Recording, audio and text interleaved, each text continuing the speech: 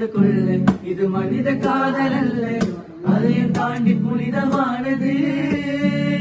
அபிராமியே கால